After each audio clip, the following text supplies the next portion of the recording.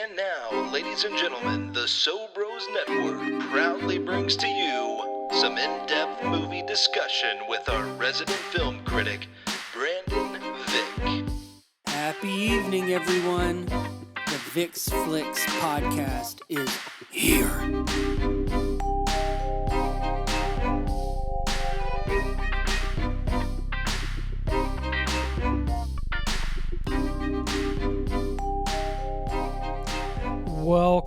Welcome to another episode of the Vick's Flicks podcast right here on Nashville Movie Dispatch. I'm your host, Sir Brandon Vick, member of the Southeastern Film Critics Association and a board member of the Music City Film Critics Association. And today we're talking Project Hail Mary.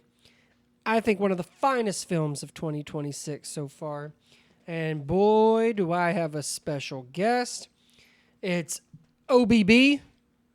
Our buddy Brett is here with us live to start talking about this. Brett, how you doing? I'm good. How are you? Thanks for asking. I had to put a playground together for my son. Tell me more about that. Well, my father-in-law told me it was going to be two and a half hours, and that was around 9:14 in the morning. When I left to do the show, it was at 4:04, and we were the slide was being put up, which was the last piece.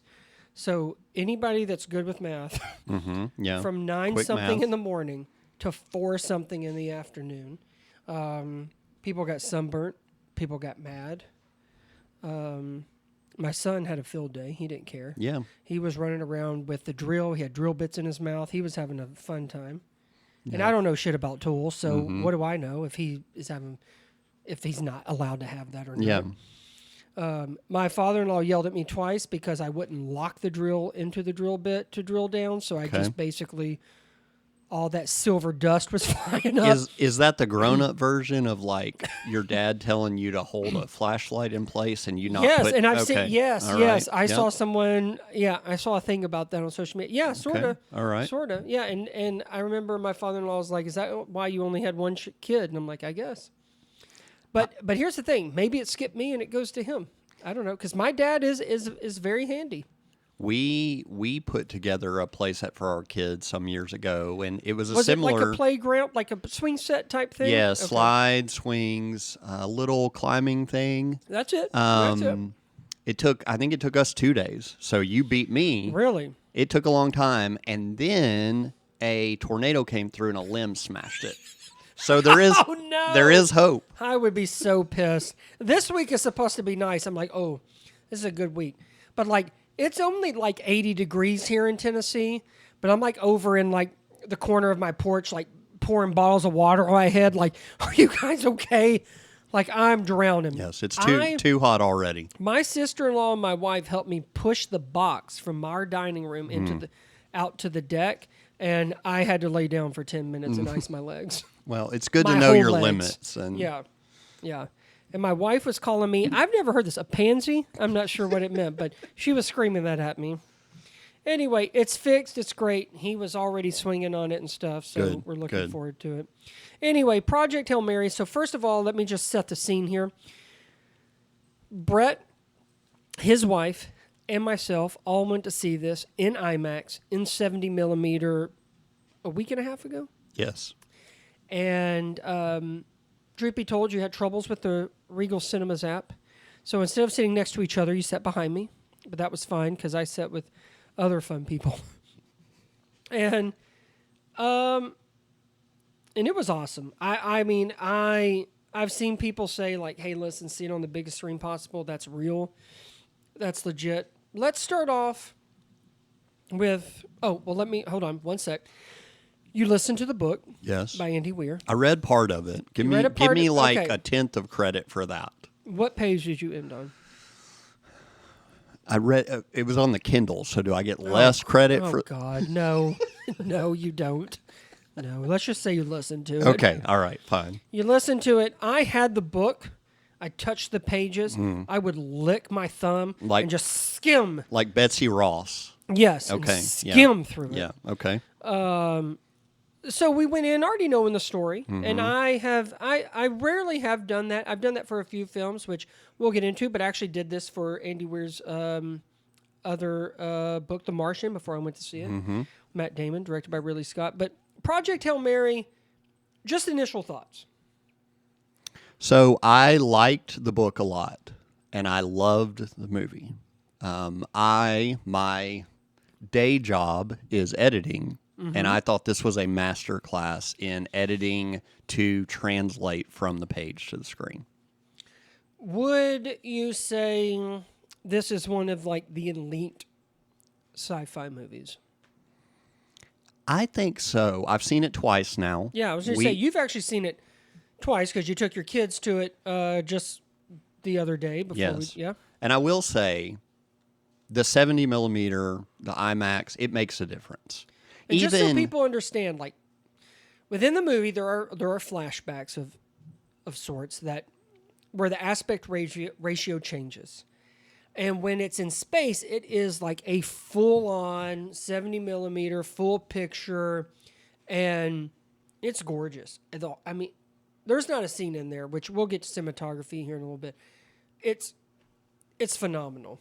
Yes, and it does that in the standard showing as well, but there's such small room for it to expand that I was watching for it. It does happen, but it's just not the same as on the IMAX. So certainly recommend that if it's available near you and you're able to go. In my notes, I have suck it Spielberg, suck it Kubrick, suck it Nolan, and suck it Ridley Scott. Yeah. This is the best sci-fi film I've ever seen in my entire life.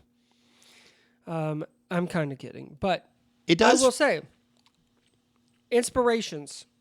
E.T. I think is probably the first thing we kind of think about. There is a part where when he's kind of communicating, right? Dr. Grace, played by Ryan Gosling, is communicating, and he uses the theme of Close Encounters of the Third Kind. Yep. And I think there's also some 2001 Space Odyssey stuff in there. So the one thing I liked is that it wears that kind of inspirations, admirations for what's come before it on its sleeve. I don't think it fully relies on it. I don't think it takes any shortcuts on it, but it's also very self-aware, knows what it is, knows that it's whose shoulders they're standing on, but it still makes such spectacular space odyssey, and it's such a great story, and it really is kind of comes down. I think I found it very hopeful, and I know Ryan Gosling has talked about how like it seems like a lot of these sci-fi things is kind of a doomsday type perspective, but Andy Weir is not like that, and so it's nice to see that we're like the impossible is possible. Humans can get shit right; they can do it. I've seen where a lot of people have like the most unbelievable thing of this whole movie that is the most fake is that other countries working together. Yeah. But sadly so. But I love that outlook, and I love that it is kind of, and Ryan Gosling has said like he didn't really feel like there was a movie out there that's sort of like the E.T. type thing that like for them and like for his daughters, for instance. And I'm like, you know what, that's a great point. Like I didn't really think about it while I was watching it because I have seen those movies, and I have seen some pretty great sci-fi space movies. But what Project Hail Mary is able to do is pretty astonishing, I think. Yeah, this is a tidbit that I got. This was on Lord and Miller were on the Big Picture podcast, which we're both fans of. I do listen to it, and I actually just listened to that like a few days ago. I didn't see the interview, though. One thing that they said was that the movie is built like a PC, not a Mac. Oh. As in, not the sleekness, not everything's perfect. They kind of say the parts are on the outside of this. And I think some of that, what you're saying, even using the Close Encounters theme as part of that, or the tone from that, they're showing their adoration for that. They're not saying Nothing exists before this. Right. Yeah, yes. yeah. And I think that really adds to it, that it is kind of, here is this generation. We love all these movies, and here's this generation's version of something like that. Well, you're talking about, so there's Chris Miller, Phil Lord. They are the directors of this. This is their first directing gig in almost a decade. Their last movie they directed was 22 Jump Street. They have multiple played a part Oscars in Lego Movie and in the Spider-Verse movie. So, and I think Project Hail Mary really fits into what their type of storytelling is, their type of filmmaking. I've seen where a lot of people have said, and I think I would tend to agree, is that it was a blessing they got fired from the Solo movie where Ron Howard ended up taking over. Because I think they were able to come up with something like this. And they were able to adapt this story to the way that they want to tell the story, but also the way they see the world with their humor. But there's also, there's a lot of emotional moments in this. And if you've read the book, it's there. And Ryan Gosling squeezing out them tears. Well, and it feels like it hits some of those emotional moments even better than the book. Yeah, I agree. And I think, so speaking of the book, we have both read / listened to it. So would you say, how would you compare the film to the book, I guess, is the main thing. I think the one thing you and I talked about as soon as the movie was over is that in the book there is a lot of science jargon that is very confusing to normal people. They cut it back in the movie. They kind of get back to the basics, make you understand it, because it's a pivotal part, but it's not the most. You don't have to know every detail of it in order to kind of go on this journey and ride this emotional ride. So what else would you say as far as just compared to the book and the overall kind of satisfaction of reading it and seeing it adapted, put on screen?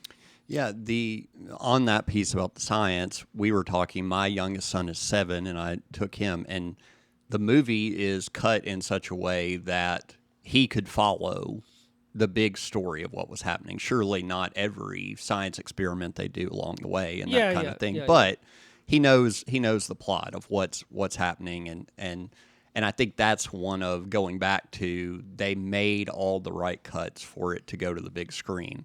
One other thing is that it's a funnier movie than it is a book, and it's got humor in the book for sure. But it definitely plays its part in the way, especially the way Grace and Rocky interact, and kind of Grace just as, personality and his perspective on kind of who he is and the significance and the role that he's playing in this kind of saving the world type stuff. But and I think that's where Lord and Miller kind of come in and really kind of inject that into it. And you also have someone like Ryan Gosling who's very much aware of how to do that, but not so much where you kind of lose hope in kind of this. He is a hero of sorts, but it's not that stoic hero that we're used to, and that and Gosling said, he has played before. This is not it. There is doubt. There is confusion. There is fear. Yes. And yes, I'm not to send strays at the Fall Guy during this podcast, but I felt like with the Fall Guy, they didn't get everything out of him that you can. That's fair. There's something just missing. I agree. And this movie gets it all out of him. I think there's things where, like, Barbie certainly gets a chunk of it, but I don't know if anything has ever drawn on everything that Gosling can bring to a character than this has. And I think that's why he's getting a lot of credit for what he's being able to do for a middle school teacher who ends up becoming this, this unsuspecting hero. But it works. And there's so much that relies on Gosling. Like, if it doesn't work with him, the movie just doesn't work. I mean, there are times where it's kind of like, hey, like I think of like Castaway. If Tom Hanks can't carry that movie's dead in the water. Yep. And I think this is a case for that too. Now, Well, and from the start, it's almost, I mean, there's almost like silent acting for the first 20 minutes or so. You know, there's bits and pieces of him kind of blurting things out, but it's trying him, to figure himself and he has to he wordlessly figure out to some degree where he is, why he's there, and all of that. Yeah. So before we get to Ryan Gosling's performance, is there anything else in the book just overall that... And we're going to get to it because I know you and I did talk about the ending of the book, the ending of the film, stuff like that. But anything more comedy, obviously. I think, and we'll get to, and we'll kind of dive a little bit into this, but they really nail home that Rocky and Grace relationship. Mm-hmm. And again, I also think that's something that's very instrumental in having this film work, because if you don't feel for Grace and basically these just stack of rocks, it doesn't work. Yes. But it does. And there are a couple parts where I told you, I'm like, you're kind of refraining from going in because they are friends and they're trying to they want the same thing. Mm-hmm. But what are the odds of them coming together and being able to figure out the world's problems? But anything else stick out? And then I think the biggest thing is just the decisions they made, where they cut. Mm-hmm. That is usually, for fans of a book, that is usually the bugaboo of a movie, is that they say, well, what about this? This doesn't work as well without this piece in the book. I haven't heard bugaboo, I think, since I was maybe 20 years old. Yes, good. But for this movie, I really think it's a strong side of the movie, is the places where they cut some things, the places where they just in the slightest way kind of tweak the story to change to kind of get from point A to point B faster. Yeah. I think it all works, and it was all helpful for what they needed for the movie. I agree. So this blew my mind, and Ryan Gosling, I've gone on YouTube and just watched random interviews of him, and also, let me tell you something, his cardigan game is top-notch. We've talked about this with Henry Cavill, but he's a handsome man. Yeah, Ryan Gosling. Yeah. They both are. And you know what? And I guess because I'm a guy that's just trying to keep the hair that I have, but his hair is quite phenomenal. Yes. And it's sort of like he's kind of gone from Barbie even to Fall Guy and to now. Like, there is something about the style. It's getting better. It's sort of 80s. Yeah. But it works. Like, I can tell that they try to do stuff in the back just as much as they do in the front. Yeah, But also, can I say, Ryan Gosling seems like a very sweet man. He does. And he is, I think he's married to Ava Mendez, and he has 2 girls. Yeah. They keep it very private, which he did do a thing on Jimmy Fallon about her birthday, which I think was kind of surprising to a lot of people because they're not on the red carpet with him and stuff, and obviously that's very intentional. But it just seems like he has his shit together. And, he's starting Mickey Mouse Club and stuff. And, I mean, it's not like he hasn't been acting forever. But he really seems to just know what's important. But his sense of humor, to whoever is interviewing him, makes you feel like you could just hang out with him. And there's no, like, stardom there. Even though he's definitely an A-list. I mean, he's going to get an Oscar. Yeah. Yeah. It may not be for this, even though if he's for Best Actor, then so be it. Yeah. Yep. But what I found interesting is that, I think it was during COVID, Andy Weir, the author of this book, sent a manuscript to Ryan Gosling, and Ryan said he had no idea what it was. He didn't know what it was about. And since then, and it was over 6 years ago, and he became a producer on it and read it, and has obviously been very protective of it through the years. The fact that the author sends you a manuscript and wants you to basically do a movie is very impressive. I didn't even know that was real. Yeah. Because I don't even know if the book was published. Was it published in 2020? That's a good question. I don't know. I don't know. Can my producer look this up? Can you tell me when Project Hail Mary was released? Because I'm thinking, because I don't guess he read the book, but I don't know if it's a manuscript for the book or the manuscript for whatever script would come of it, which again, Drew Goddard actually adapted. So he got it before it was a book because he said he had no idea what it was. But as far as Gosling's performance, I think it's great. I think it all of his strengths as an actor throughout the years shines through on this. There's this warmth, there's the charisma, there's the comedy of it. There's also the very much of where he can get sentimental, emotional aspects of it. I think he nails. I think he understands it. I also think a lot of it is because he's so intertwined in this project that I think by the time we get to like film the movie, seems like he's locked in. Yeah. It's his baby too at that point. Yep. One thing I really liked is that through the experience with Rocky and everything, he kind of has an earpiece in there and interacting because he's talked about how he's basically on set alone for like 100 days. Mm-hmm. And on the earpiece, he's getting different stuff. Well, apparently that his daughters had came to set one day and they surprised him, and they're talking through as Rocky. And he said some of his reactions is in the movie. And I thought that was a beautiful thing. That's great. For those of anybody that has kids and a parent. I think it kind of just takes you to another level. Mm-hmm. Yeah, that's great. I thought that was awesome. I really do think this is some of his best work. I think between the guy that just kind of doesn't expect much of himself and doesn't expect like when he is called to the mission, it's not like he's like I don't want to. He's scared and there's a part in the movie and there's also a part that kind of digs deep into the book where he kind of realizes that like he was a coward, but there's more to that. The coward, but he's there in the way that he's got on there, but the way that he has kind of fulfilled this mission.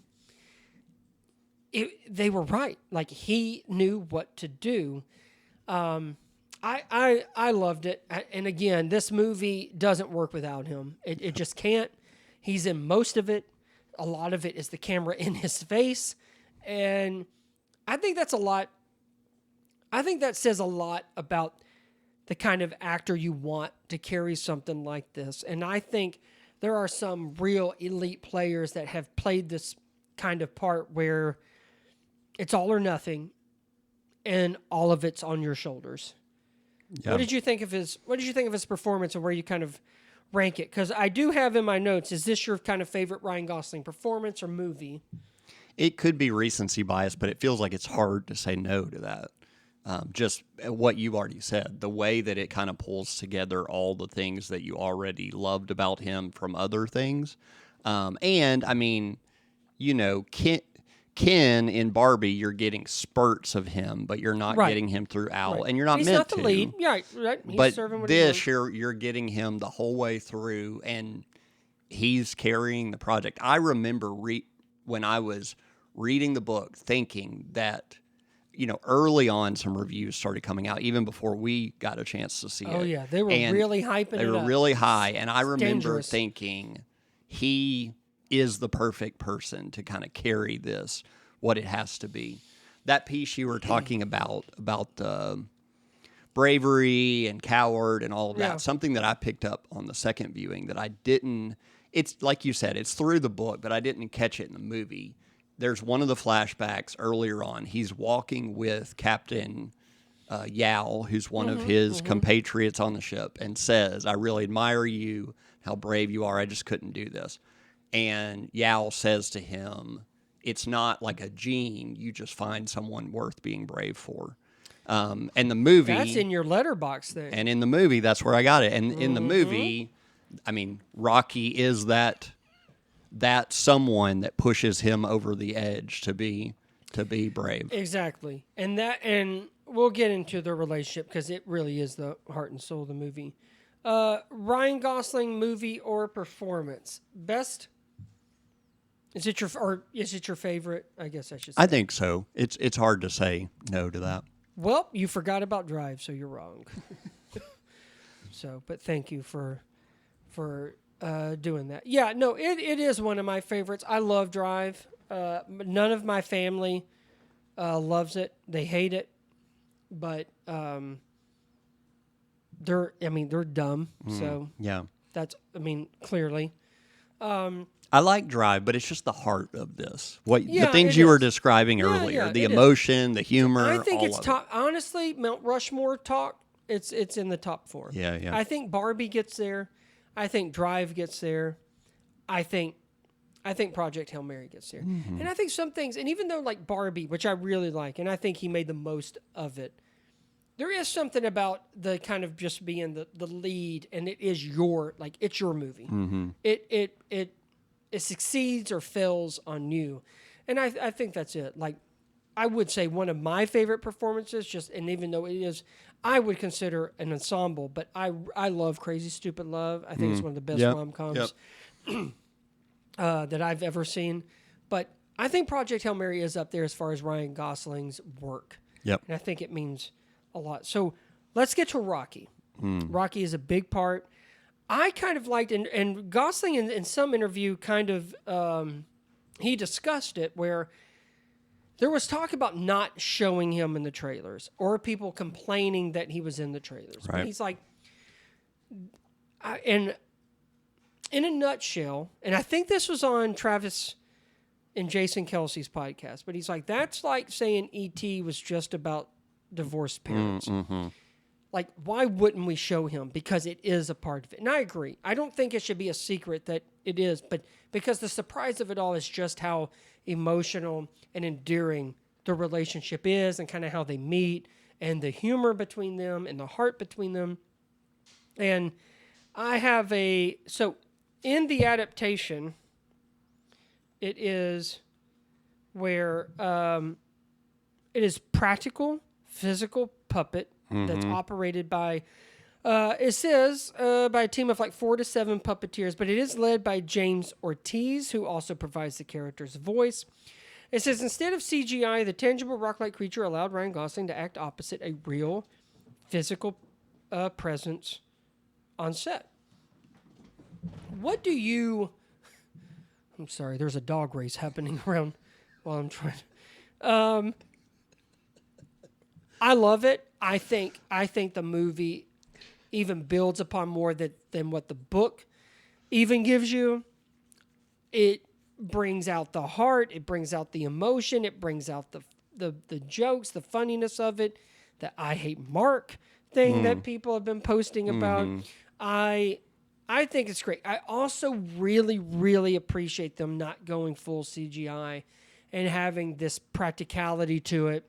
And being able to have something, because I don't know if you've seen it, but he's basically like, they've shown Rocky at the premiere and stuff like that. And so I think it means a lot when people don't rely on so much technology and can bring something physical to it. What did you think of their relationship and basically how it's portrayed from the book and into the movie? Yeah, you know, they're in the book, a lot of the humorous moments with Rocky are almost accidental, as he's like learning how humans act and think and that kind of thing. Yeah. And the movie gives him some more of his own kind of wit and cleverness about, he learns to kind of play back and forth. And I think, again, that was a good shift, even though it's minor. Well, and you know what you're talking about, the practical nature of which I heard Lord Miller say, the puppeteers they called the Rocketeers, which is very fitting. Brilliant. In a time where there's so much discussion about AI, green screens, and CGI, and what's real, what's not, what's valuable in that, for it to be something that does harken back to E.T. and, you know, when things were always practical.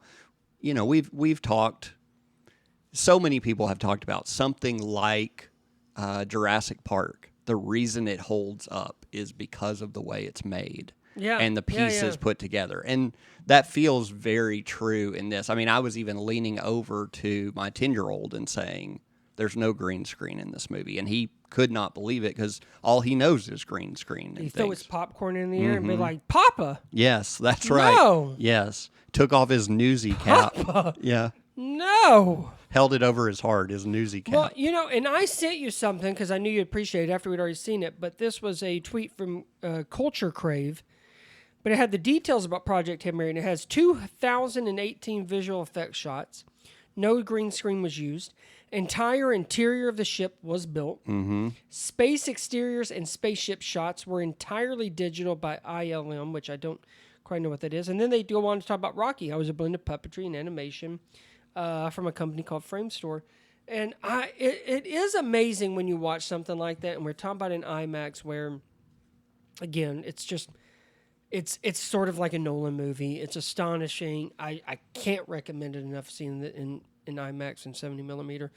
But it is crazy that they went through these measures to make it still feel like the olden days of things being physical and being there, kind of like in the 90s, sort of like a Spielberg Jurassic Park, where, there was a lot of like just and I've heard Gosling talk about like very talented technicians to bring all of this stuff to life, and it feeds into such just a phenomenal film. It's really impressive. Yep. Yeah, absolutely.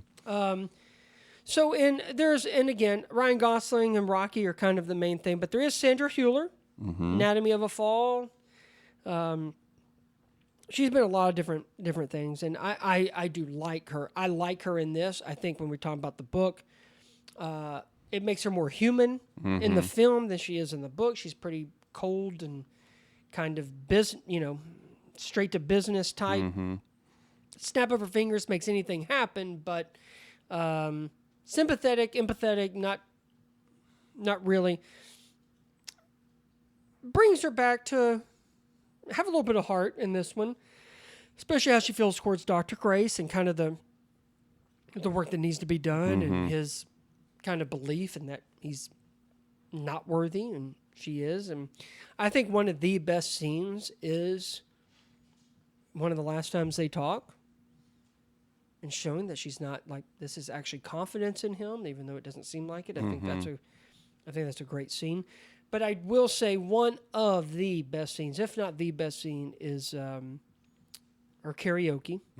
Yes. Sign of the Times by Harry Styles. Yes. And for those that have not heard it, so Ryan Gosling did not know she could sing, and he heard her down the hall. And apparently it was just some scene that had some karaoke in the background. It was not in the script at all. And he went to her and asked her, "Can you please sing during this?" And she said, "I would only sing if I sing this." And it was Signs of the Time. And Ryan Gosling kids around and talks about with his producer hat on, if she could have picked something that was not as expensive because it's a very known song from a very known artist. But she sings it, and it ends up becoming one of the most... I think it's pivotal. I think it's such an important piece, and what a song to pick to sum up what is essentially happening in this film. It's definitely one of the best scenes. Could be the best scene because it comes out of nowhere. But it's just so poignant on what they're doing and what they're talking about and what that song is about. I loved it. It adds so much to it. Sorry, someone broke into my house. It adds so much to it. I was really blown away by it. And the fact that it was never even supposed to happen, I feel like it's just one of those, like, fantastic, like, it's the magic of the movies where shit just kind of aligns and you're like, you couldn't have planned it. Something that, going back to what you were saying, I agree 100% about how good that scene is. You were talking about them injecting her with a little bit more humanity in the movie. Then this was also something I picked up the second time that I don't know that I pieced together the first time. Right before that, they're above board. He has come up from the party and says, "I don't get it. Yeah. They're all dancing. People are hooking up. Really, it's and at their demise. They're all gonna die." Yeah. And she says it comforts some of them to respond to each other that way. And that's before she sings. And she says, "Me, not so much." Yeah. But then that scene shows she gets it, even if it's not for her. And his reaction to it. Yes. He understands. Yes. He understands. I liked her. I feel like she brings so much more to that character than what's actually written in the book. Not that her character is not written with importance, but there is something that they're adding into the film that just makes her at least more relatable and not so cold-hearted. And I think about where, like, there's talk about with Ryan Gosling and Best Actor. And I tell you what, supporting actress, throw her in there. Yeah. I feel like you could just play that karaoke scene and would be good. So I talked about Drew Goddard. He adapted the book, which he also did The Martian, another Andy Weir book. And this kind of goes to what I want to talk about with the ending. Goddard, along with Miller and Lord, felt very strongly about not changing the ending. And according to Miller and Lord, the test audience's responses went really well, too. Because they didn't... There was going to be pushback, and they expected it, but I was happy to hear about that because I know they do those test audiences and what, what's high and what's low. Mm-hmm. But I ran across a thing, and I really like this. This was per IndieWire, and it was an interview with it, and Phil Lord talked about. And he says, and it is a story about a guy who, unlike most space protagonists, he does not feel at home on Earth and lonely in space. He feels lonely on Earth and at home in space with his one friend, laughs. So it takes a trajectory of that character. Not one where he goes over and back and starts where he finished. It's out in the universe. He's progressed to the next version of himself. I didn't quite, even when I read the book, when I was touching those pages with my tongue. Yes. And the movie, I didn't see it that way necessarily. But it's very true. Yeah. And it very much is the case with that. And I'm so glad that there was enough support behind it because there was a time in the film where I'm like, I don't know if they're going all the way. Mm-hmm. And I don't want to get into spoiler territory, but I'll just say I was wondering if we would get to that point and get to that final push because. Mm-hmm. And the thing with the big picture, and I heard them talk about, is like it seemed like there was like a few endings, before it actually ends. Even though they had not read the book, and it did feel that way. But also knowing the source material, you know that it's okay. Are we going to do it? You're hoping it's coming. Yeah. Is it going to be where it's a suggestion of it, but you don't see it, and you just know that this friendship is more than what it is, or more, of what is built upon with the narrative? But I really enjoyed. I'm glad they did it. Yes, me too. And honestly, up to the very last scene, that very last shot, I thought was great. Like it's a middle school teacher. Yep. At the end of the day. Yeah. That set it over the top for me. Yeah. Would you? Do you see it ending any other way? I mean, I think I kind of know that you would. I think the way it ends is the way it should end, but that's also coming from two guys that listened/read the book. Then that would be like, okay, well, I wouldn't expect anything else. Yeah. I think that I understand if you haven't read the book, that you might feel like this has multiple possible ending points. I do too. I never thought that the first time because having known the source material, you're waiting for that last moment that kind of caps everything. I'm waiting to see if they're actually going to end with it. And when it kind of takes that slight turn, I'm like, okay, they're at least acknowledging it. Let's see if we get to the finish line of it. Well, and some people may think there's too many endings or if they feel like it's overly long, but from the source material, the ending is actually quite a bit shorter. This is completely spoilery, but from the time they're reunited, there's a lot more in the book of kind of what happens next before they get to that end point, and they cut a lot of that traveling, out. A lot more about the finding the solution to the problem. Him even trying to find him at the end. Right. That takes a lot longer. It takes weeks, they say.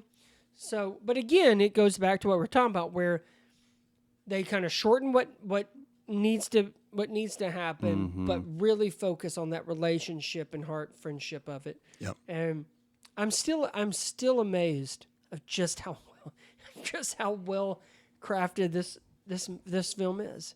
It is a sci-fi movie, but it's a sports movie in that the model of like there's this goal to be accomplished, and are they going to do it or not? Well, it's a buddy comedy movie. They have Kurt Russell doing the miracle speech in it. I do remember that. I was surprised by that. That was one change from the book. Too. I was not ready for. But I thought, okay, makes sense. And there's talks where, because they show like there's a part of the spaceship that kind of where they reminisce and they kind of show. And he talked about where apparently Ryan Gosling is a very big Stallone fan with Rocky, and MGM owns Rocky, and it's also the alien's name Rocky. So they show Rocky, and he's like, it only made sense. And I'm like, you know what? You're right. Quick question. Did you read The Martian? No. Did you ever read The Martian? No. Have you seen The Martian? Yes. Did you like The Martian? I did, yes. So I will tell you, I don't quite remember. I don't know if I could sit here today and kind of compare the book to the movie, but I will tell you, I enjoyed the movie a lot and also liked the book a lot.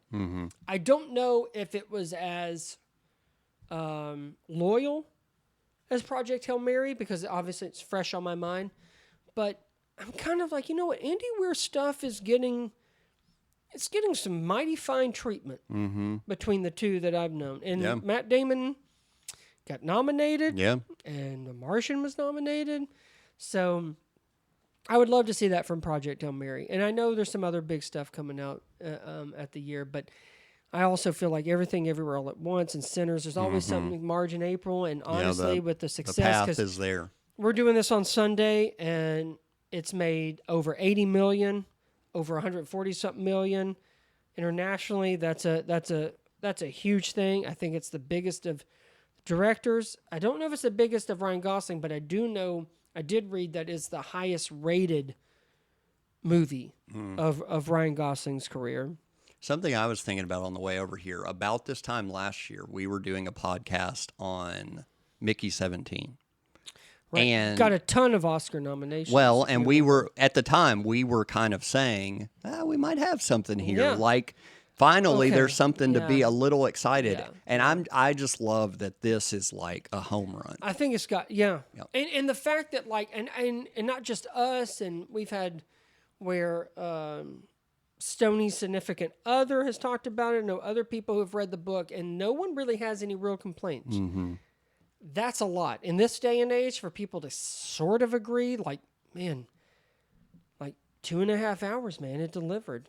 So, real quick, as we wrap things up, the cinematography, fantastic. Amazing. Stunning. Greg Fraser, I don't think this will surprise anybody, but he has done Dune Part 1, Dune Part 2, and The Batman. The practical effects and the terrific technicians we talked about that they created, I think, something that's very amazing. I love the approach to it. The execution is, sublime. There are so many parts when I was watching it, and again, it's being honestly enveloped in the IMAX experience, but it's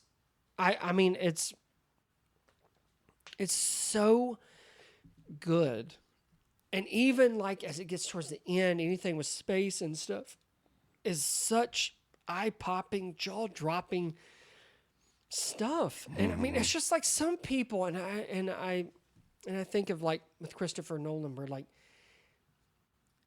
there are some things that only some filmmakers can do to make you feel this way. And I love that it was done in such a sci-fi comedy movie, but also has real heart. And again, not to get into specific scenes, but there are just things where it just changes on a dime, but from Gosling's character to the stuff back on Earth to with Rocky, it works, and it's such a sensational feeling of seeing that and how it's applied in certain scenes and, like I said, in certain characters, certain situations. The production design, I mean, obviously they had built part of the set on there, and I know a lot went into it. I heard Gosling talk about with Greg Fraser where they were filming where the beginning in this kind of suit, kind of see-through. They were doing it, and Ryan Gosling's like, "Hey, can we just like go on set and like film this?" Because he's like, "I wanted to make it work. The long hair, the long beard. I know it looked weird, but it felt right." And so they go on set and they do it, and it works. And it's like, you know, and it was him complimenting Fraser on like just how like kind of like, okay, yeah, let's try this. And I feel like that's kind of the way it was for, I mean, I would assume the whole crew. Yeah. For what it sounded like. The score. So Daniel Pemberton. I loved it. I think it's great. I think it's going to be one of the best of 2026. You have any thoughts on that as far as just the emotional range of it and kind of how it kind of starts off? We kind of get the flashbacks and the first beginning of discovering what is, and then by the time we get to the end, obviously on their mission, but also with Rocky's relationship and where that's to go. You know, one of the movies that's already been brought up a lot in conversation connected to this is Interstellar. Yeah. And I think that was the piece that most in my mind, it's not a copy of Interstellar, but there's just this vibe about the sound that goes with that kind of travel. And they hit it correctly in this movie. And it changes appropriately. Like there is this fluctuation of stuff where like it's, I don't know if it's jazzy, but there's a mixture of it, but obviously it does change gears along with the film and where we're at. And it works perfectly. For those that don't know, he has done he's done a ton of stuff. I have not that he's done the Spider-Verse films and one that I think he did not get enough credit for in one of my top 5 films of last year, but he did Eddington, Ari Aster's movie as well. It is epic in scale when it needs to be. It is quick and exciting when they're trying to figure out problems, you know, kind of that real time experimenting, trying to get to the heart of what's going on even before he's in space. You're right. All of those moments, it fits really well and flows in the way that it needs to. Yeah, definitely. Just so you know, and I don't know if you guys, but Target is offering up to 60% off on select outdoor furniture, accessories, and garden. Yeah, I'm part of Target Circle. That's good to know. I think we're still boycotting them. I'm not sure. I think it's a great film. I know it's one of the most highly anticipated movies of the year. I think Lord and Miller are kind of working on Artemis, which is another Andy Weir book. I'd be happy to see them tackle it. Yep. I think Andy Weir, kudos to him. Martian and Project Hail Mary have been exceptional, and we can't all say that about books that turn into movies, so good for him. Yep. I did read, and I remember us when we come out, I'm like, I don't know how a guy, like either he researches so much for the book, but like all that science mumble jumbo that most of us can't, you know. It's very much like Christopher Nolan stuff. Yeah. But he is very interested in that stuff. And I think it's just part of like, oh, I want to explore this. And obviously The Martian and Project Hail Mary. I don't think I've read Artemis. I feel like I have, but I don't remember. But all of it has those same elements to it. But it also makes for a good read. And a solid choices. And I guess sending it to Ryan Gosling for whatever reason. Maybe he's kind of saw grace as Gosling and Gosling as a producer now. But I can't think of really a better adaptation that has just such amazing results to watching. Even the changes that are made in the book, it works, and it works for the better. like it's not like you're cheating anyone out of it. The 2.5 hours I feel like went by fast. I don't think it's that. I think part of the big picture got Amanda and Sean were talking about how like seemed a little too long. I didn't think so, but again, maybe it's because we did read the book. I'm not sure, but we were asking Stoney about that, having not read the book, and he agreed that it didn't feel. He's asleep. Yes. Yeah, he's falling asleep, but I think he would say that it went by pretty good. And then his wife listened to it like you did, and I know really enjoyed it. So, and I think that's kind of like, I think this is one of those things where people are going to go and watch it, and I wouldn't be surprised if it kind of, as other people kind of revisit it. I could see this. I could see this really kind of running the marathon of one of the best of the year, critically, commercially. And I'm all for it. But obviously, if you can, IMAX is the way to go. Yes. It really is breathtaking to see. I remember one of the things, there was the end, and it's like just all, like, it's just red, and it's sort of like in Gosling's image. Like, it just, it's phenomenal. They were talking about where Gosling's done this. He did First Man, which I liked. I didn't love. Damien Chazelle, he's good in it, but he also talks about the space stuff with, what is her name? The SNL skits where he's abducted by aliens. Kate McKinnon. Kate McKinnon, yes. And he's called, and Gosling has called himself a space case. Well, and we like I said this after we got out, and I mean this in the best way possible. The beginning of the movie has some things that really reminded me of Rocket Man with Harlan Williams. Kind of this, I'm not supposed to be here. Most people don't know what you're talking about. Well, they need to go find out. That is a Disney movie. They need to go find out. I understand. I totally get But kind of this, like, this guy's not supposed to be here, doesn't know what he's doing. Business. And... But it all works because in a way that Rocket Man never tries to be, he gets to, because he's got all the knowledge, he gets to the competency he needs to by the end. Yeah. As the reminders come flooding in, you realize that he is the right guy for the mission. He didn't know it, but others did. And I also think that's a great discovery within the book and within the film. So, yeah, I Project Hail Mary is my favorite film of the year. Yep, so same. far. One thing that stuck in my mind, that Lord and Miller interview on The Big Picture, they said in kind of tackling the source material, how big it is, and they were talking about just being excited about it, but it's also hard, and so they kind of like, in a way, their production of the movie was the story of the movie. Like, can you capture this thing that is so difficult? And they said, you've just got to hope you're making someone's favorite movie ever. And I think they really might have done it with this. I totally agree. And Gosling kind of said the same thing, is that making Hail Mary was sort of their Hail Mary. Yep. And I'm like, I totally get it. So just reinstate your rating for Project Hail Mary. I gave it a 5. If I sit on it long enough, I might say 4.5, but I voted with my heart. I think it's well worth that. I did 4.5 out of 5. I wouldn't doubt if we go through the year and it ends up being a 5 out of 5. It's something I would happily own. I would happily watch again.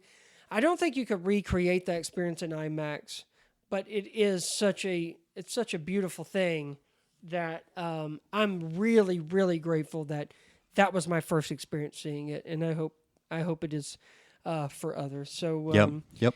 All right, Brett, thanks, man. Appreciate it. I wanted to really do this. I was excited about it. We were excited about it when we saw the movie, and the fact that we have read the book. It's very rare because I'm a very slow reader. I'm currently reading Cinema. What is it called? It's Quentin Tarantino's book. Can't wait for the movie of that. So yeah, and honestly, it's kind of fun. I just got done reading about Bullet, Steve McQueen's movie, and I'm about to start Deliverance, which I have seen. Apparently people get raped. I'm not sure. It's a good turn. But yeah, well, sorry. It is a movie from the 70s. I'm not breaking news here. But you want to tell people where they can find you? Letterboxd, Twitter, Facebook? Letterboxd, I believe, is BR McIntosh, and if not, you'll follow somebody else. Yeah, so I don't know. Cool. I don't know. Sir Brandon V on Twitter, Sir Brandon on Twitter. And again, Project Hail Mary. great film. Go see it. I'll join the line of people saying, see it on the biggest screen possible. It's well worth your time and money. And yeah, that's it. Until next time, you stay classy, moviegoers.